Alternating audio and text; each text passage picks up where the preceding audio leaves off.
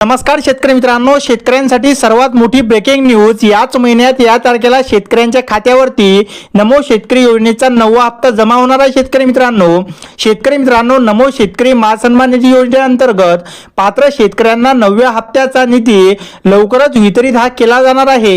याबाबतच शासन निर्णय कृषी विभागातर्फे जाहीर सुद्धा करण्यात आलेला आहे। शेतकरी मित्रांनो, कृषी मंत्री दत्तात्रयजी भरणे यांनी सांगितले की या योजनेतून तब्बल 89 लाख शेतकऱ्यांना लाभ मिळणार असून त्यांच्या खात्यावरती 1770 कोटी रुपये हे ट्रान्सफर होणार आहे।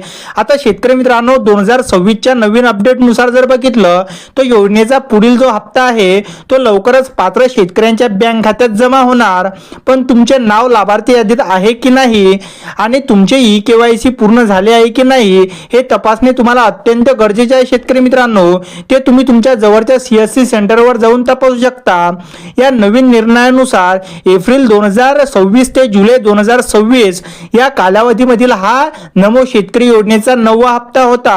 आता शेतकरी मित्रांनो, नमो शेतकरी योजनेचा लाभ हा कोणाला मिळणार आणि याच्या काही अटी आहेत ते बघूया।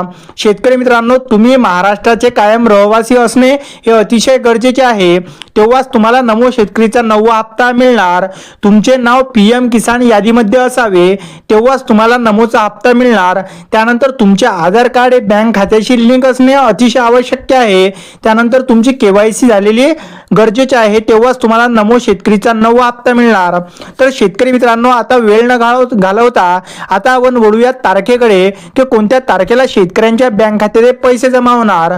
तर शेतकरी मित्रांनो, येणाऱ्या सोमवारपासून सर्व पात्र शेतकऱ्यांच्या खात्यावरती हे पैसे टप्प्याटप्प्याने जमा होणार। म्हणजे शेतकरी मित्रांनो, जुलैच्या अखेरपर्यंत सर्व महाराष्ट्रातील सर्व जिल्ह्यांमध्ये हे पैसे ट्रान्सफर झालेले दिसणार आहे। शेतकरी मित्रांनो, व्हिडिओ आवडल्यास व्हिडिओला लाईक नक्की करा। धन्यवाद।